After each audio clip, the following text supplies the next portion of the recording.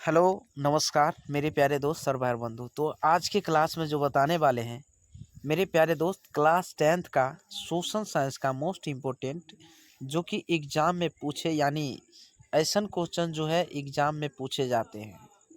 ठीक है, आपको ऐसन क्वेश्चन जो है 5 नंबर में पूछ देता है। ठीक है, तो ध्यान देंगे, आज बहुत आसान तरीक़ा से बताने वाले हैं।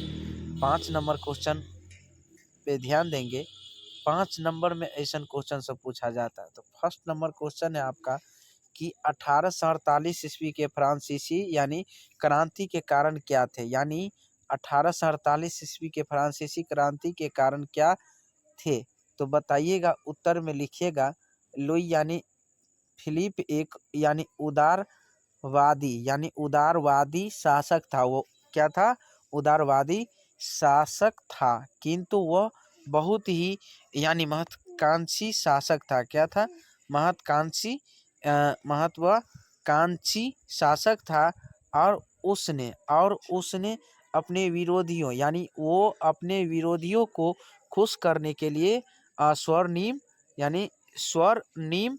मध्यम वर्गीय नीति का अवलंबन करते हुए वर्गीय नीति का अवलंबन करते हुए 1840 ईस्वी में गीजो को प्रधानमंत्री नियुक्त किया। क्या किया? गीजो को क्या किया? प्रधानमंत्री नियुक्त किया, जो कट्टर प्रतिक्रियावादी था। वो प्रतिक्रियावादी था। वह किसी भी तरह के वैधानिक सामाजिक एवं आर्थिक सुधारों के विरोध था। ठीक है ना। चलिए, तो लुई फिलिप ने पूंजीपति वर्ग को साथ रखना पसंद किया, जिससे शासन में कोई अभिरुचि नहीं थी, और जो अल्पमत में भी था, उसके पास कोई भी सुधारात्मक कार्यक्रम नहीं था। और न तो बताइएगा, नहीं था। और ही उसे विदेश नीति में ही किसी तरह की सफलता हासिल हो रही थी। और उसके शासन काल में भूखमरी एवं बेरोजगारी व्यापक होने लगे, जिसके कारण 1848 ईस्वी की क्रांति हुई। जिसके कारण क्या हुआ? 1848 ईस्वी की क्रांति हुई। बताइए, आपका दूसरा नंबर क्वेश्चन है कि रूसी क्रांति के किन्हीं दो कारणों का वर्णन करें। यानी रूसी क्रांति के किन्हीं दो कारणों का वर्णन करें। मोस्ट इम्पोर्टेंट क्वेश्चन है VVI। रूसी क्रांति के दो कारण निम्नलिखित है। क्या है? दो कारण निम्नलिखित थे।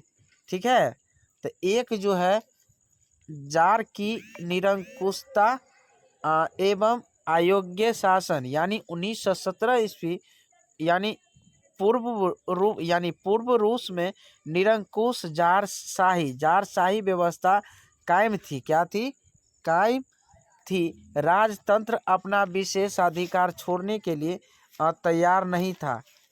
ठीक है, जार निकोलस द्वितीय, जिसके शासनकाल के क्रांति हुई, राजा के देवी अधिकारों में विश्वास करता था। उसे आम लोगों की सुख दुख की कतई चिंता नहीं थी। जार ने जो अफसरशाही व्यवस्था बनाई थी, वह जर और अकुल्स थी। ठीक है ना। चलिए, दूसरा पॉइंट आपको मजदूरों की दयनीय स्थिति, रूस में मजदूरों की स्थिति अत्यंत दयनीय थी। उन्हें काम अधिक करना पड़ता था और उनकी मजदूरों यानी और उनकी मजदूरी काफ़ी कम थी और उसके पास कोई राजनीतिक अधिकार नहीं थे, अतः वे तत्कालीन व्यवस्था से असंतुष्ट थे।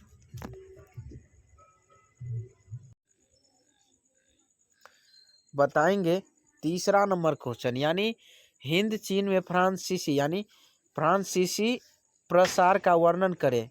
यानी उत्तर में 17वीं शताब्दी में बहुत से फ्रांसीसी व्यापारी यानी पादरी हिंद चीन पहुँच गए। 1747 ईस्वी के बाद से फ्रांस यानी अन्य में रुचि लेने लगा। ठीक है। 1787 ईस्वी में कोचीन चीन के शासक के साथ संधि का मौका मिला। यानी कोचीन चीन के शासक के साथ जो उसको क्या मिला, संधि का मौका मिला। 19वीं शताब्दी अज्ञान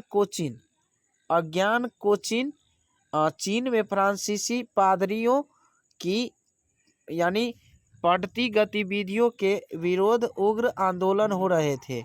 ठीक है। आप बताइएगा। फिर भी 1862 ईस्वी में अन्यान को सैन्यबल पर संधि के लिए यानी बाध्य किया गया है। और उसके अगले वर्ष कंबोडिया भी संरक्षण में ले लिया गया। और 1783 ईस्वी में तोंकिन में फ्रांसीसी सेना का प्रवेश हुआ। इसी तरह 20वीं शताब्दी के आरंभ तक संपूर्ण हिंद चीन फ्रांस की अधीनता में आ गया। ठीक है ना, अधीनता में आ गया है। बताइएगा 4 नंबर क्वेश्चन आपका है, गुटेनबर्ग ने मुद्रण यानी यंत्र का विकास कैसे किया।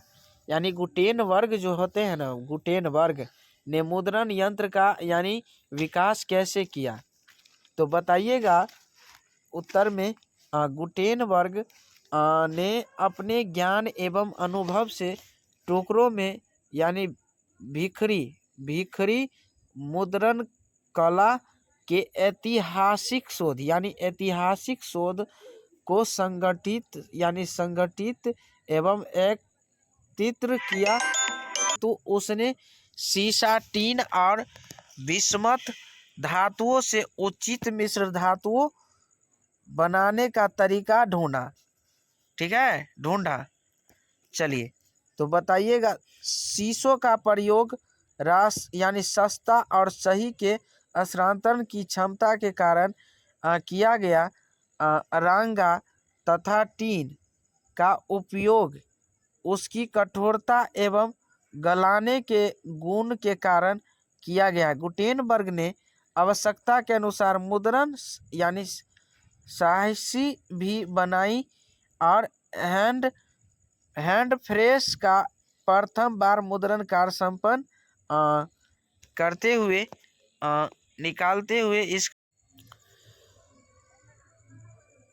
हेलो एवरीवन, आज की क्लास में जो बताने वाले हैं क्लास 10th का सोशल साइंस का मोस्ट इम्पोर्टेंट क्वेश्चन, जो कि एग्जाम के लिए मोस्ट भी आया है। तो आज फर्स्ट नंबर क्वेश्चन आपका रहा, बहुत आसान तरीका से बताने वाले हैं। ठीक है, तो चलिए आज बताने वाले हैं कि वायु का यानी परिवहन की प्रमुख विशेषताओं को लिखें। यानी वायुओं का यानी परिवहन की प्रमुख विशेषताएं इस प्रकार है। तो एक में जो दी गई है, यह सबसे यानी महंगा परिवहन का साधन है। चलिए दूसरा पॉइंट आपका, इसके द्वारा तीव्रतम यात्रा संभव है। इसके द्वारा जो है ना तीव्रतम यात्रा संभव है। तीसरा पॉइंट, इसके द्वारा यानी आरामदायक यात्रा का लुप्त मिलता है।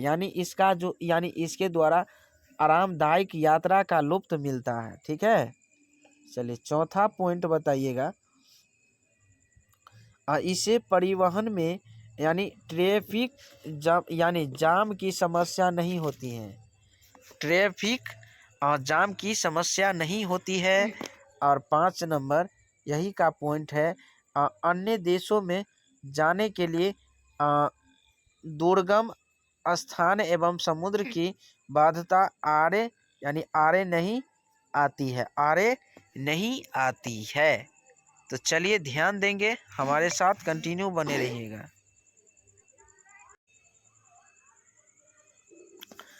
तो चलिए आपका क्वेश्चन है, बिहार में दलहन के उत्पादन एवं वितरण का संक्षिप्त विवरण प्रस्तुत कीजिए। ठीक है, तो बिहार में दलहन के उत्पादन के जो चीज़ें हैं, वितरण का संक्षिप्त में उसका विवरण के प्रस्तुत के रूप में मतलब बोल रहे लिखने के लिए। ठीक है, तो आपको लिखना कैसे है सो बताएंगे। बिहार में दलहन के फसलों में चना क्या आते हैं, चना आते हैं, मसूर आते हैं, खेसारी आते हैं, मटर आते हैं, मूंग आते हैं, अरहर आते हैं, उड़द तथा कुर्थी आता है। ठीक है, प्रमुख चीज़ें आते हैं। और इनमें अरहर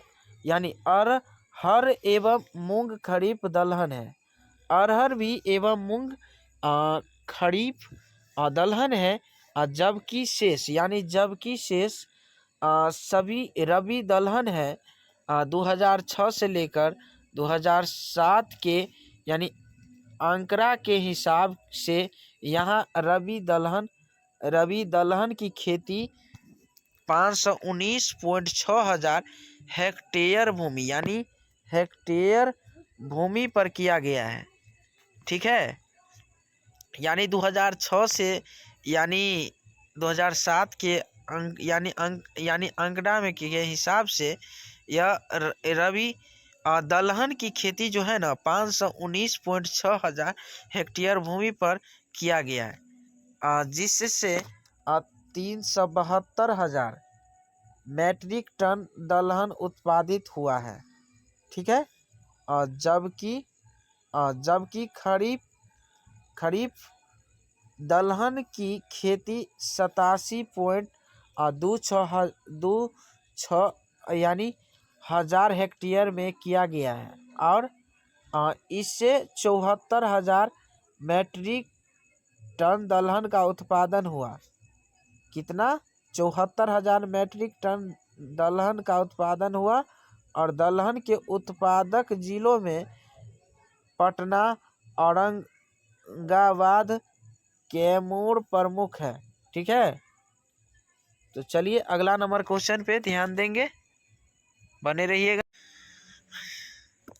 तो सुनेंगे 26 नंबर क्वेश्चन। बिहार की जनसंख्या सबसे जगह एक समान समान नहीं है, स्पष्ट कीजिए। बिहार की जनसंख्या जो है ना सभी जगह एक समान नहीं है, स्पष्ट कीजिए।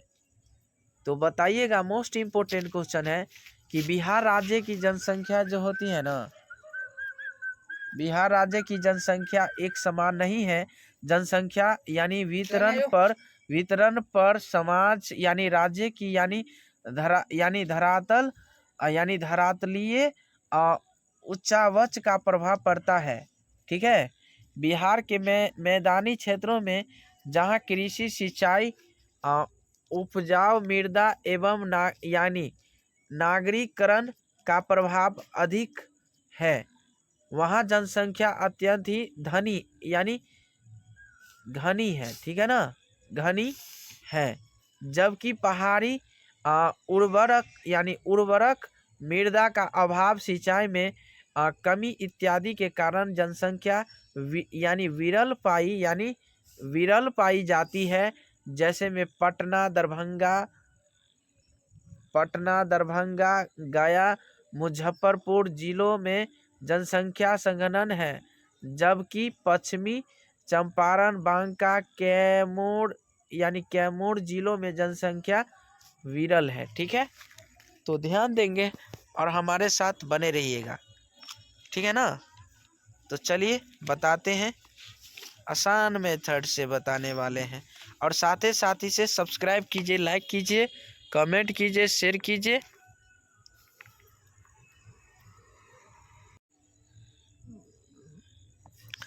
तो बताएंगे, अगला नंबर क्वेश्चन पे ध्यान देंगे। सड़क परिवहन रेल परिवहन से अधिक महत्वपूर्ण क्यों है? सड़क परिवहन से रेल परिवहन से अधिक महत्वपूर्ण क्यों है? तो बताइएगा। फर्स्ट पॉइंट जो है, सड़कों के लिए रेलवे की अपेक्षा पूंजी निवेश की आवश्यकता कम होती है। ठीक है। दूसरा पॉइंट है आपका, दूसरा पॉइंट, इनका निर्माण बहुत ऊंचे स्थानों या किसी भी स्थान पर किया जा सकता है। ठीक है ना। चलिए, तीसरा पॉइंट आपका, सड़क परिवहन सुविधाजनक तथा साधारण व्यक्ति की पहुंच के अंदर होता है तथा 24 घंटे उपलब्ध होते हैं। 24 घंटे उपलब्ध होते हैं। चौथा पॉइंट आपका, इसकी देखभाल की लागत कम आती है। इसकी देखभाल की लागत क्या है? कम आती है।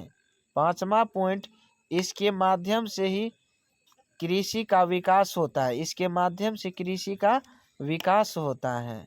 छठा पॉइंट आपका है, सड़क परिवहन में व्यतिरिक्त सेवा प्रदान करने का यानी विशेष गुण होता है। सातवां नंबर, यानी सड़कें शीघ्र नष्ट होने वाले वस्तुओं जैसे दूध और सब्जियों आदि को विभिन्न क्षेत्रों में ढोने की सुविधा प्रदान करती है और इससे उत्पादन में बढ़ोतरी होती है और तथा साथ ही किसानों का ज्ञान बढ़ता है। तो मेरे प्यारे दोस्त और भाई बंधु, आप लोगों को बीच आज की क्लास में इतना है। तब तक के लिए बने रहें।